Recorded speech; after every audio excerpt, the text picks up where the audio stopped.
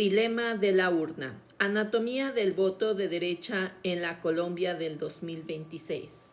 Rebelión.org. Pluma Juan Zahir Naranjo Cáceres. Parte 2.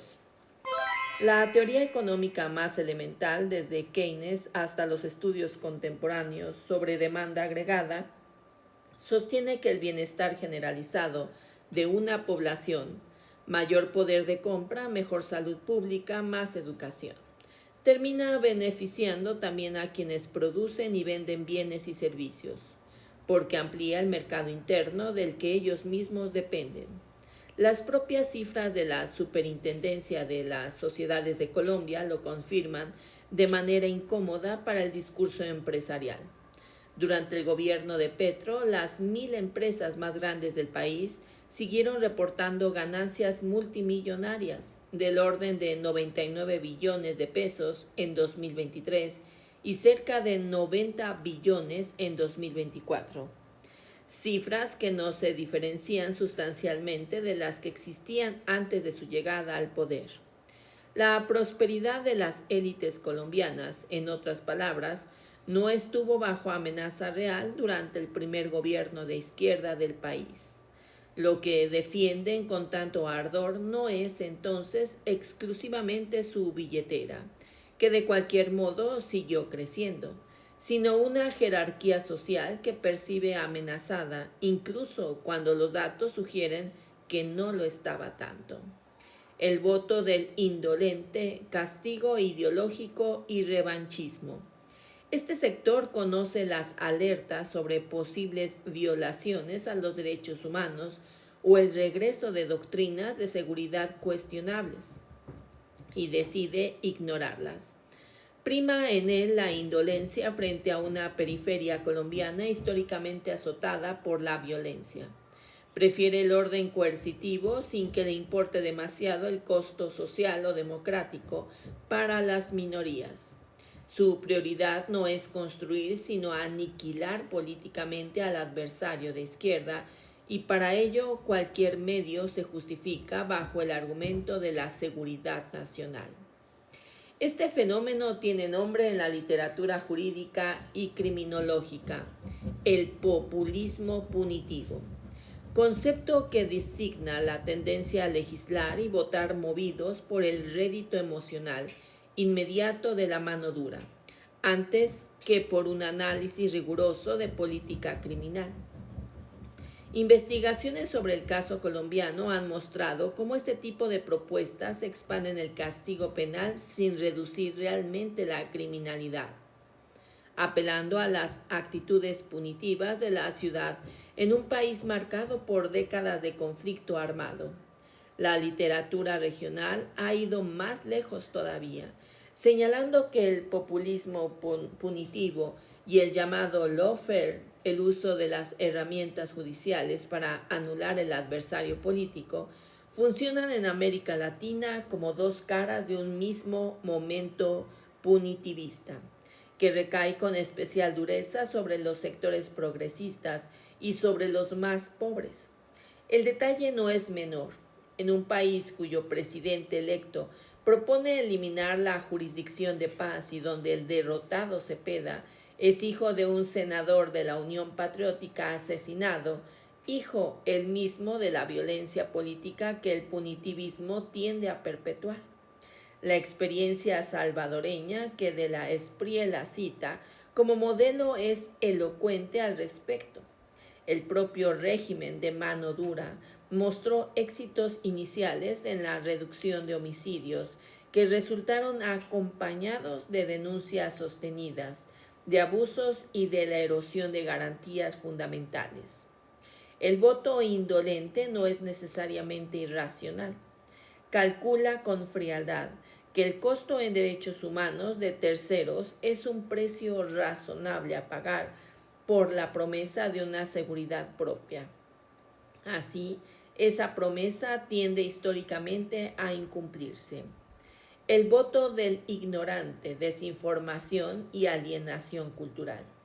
El componente más delicado del trilema moderno, y conviene decirlo con precisión, hablar de desinformación, no es llamar tontas a las personas que la padecen, sino describir un mecanismo estructural que opera sobre cualquiera, independientemente de su inteligencia individual.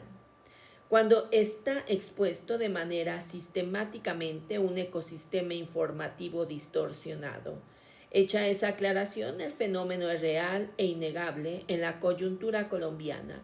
Parte de los trabajadores informales, campesinos y ciudadanos golpeados por el desempleo terminan votando por una agenda que históricamente precariza los servicios públicos de los que dependen.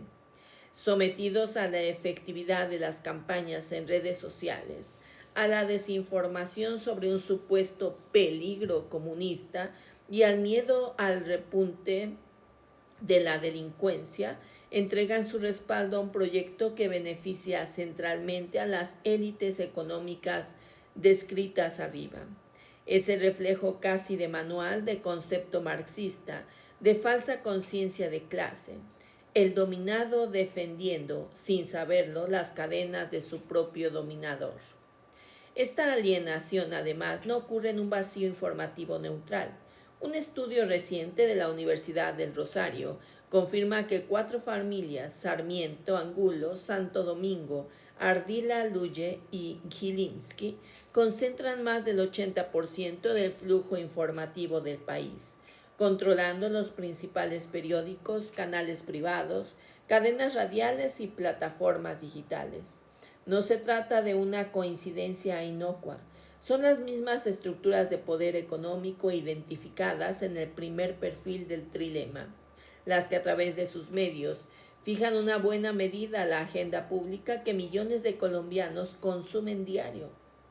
Es exactamente lo que Antonio Gramsci describió como hegemonía cultural, el poder que no se ejerce por la coerción, sino por el consentimiento manufacturado, que las clases populares otorgan a través de los medios, la educación y el sentido común, a la dirección que impone la clase dominante. En Colombia, esa hegemonía tiene una infraestructura mediática concreta y verificable detrás. A estas 3 categorías heredadas del aforismo italiano conviene sumarle una cuarta, que la propia coyuntura colombiana de 2026 hace difícil de ignorar: el voto del arribista, aspiracional más que ideológico.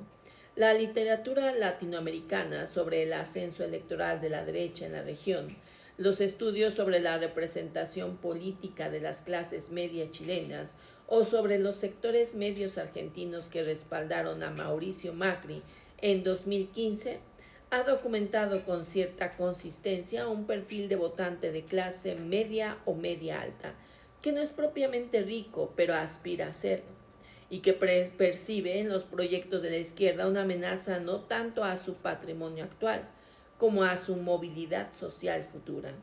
La ciencia política ha empezado incluso a modelar empíricamente este patrón.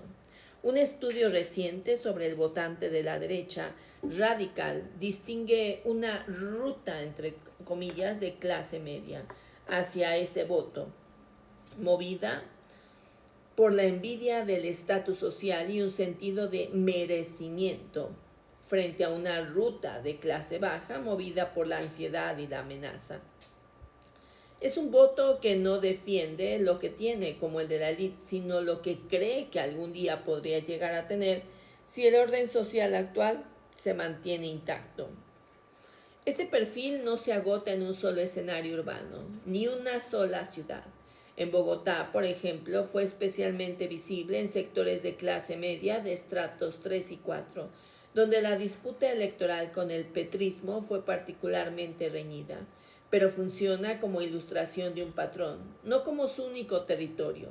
Fenómenos análogos pueden rastrearse en clases medias de Medellín, Cali o Barranquilla, y en general en cualquier sector urbano que perciba estar a un paso de consolidar un estatus social todavía inestable.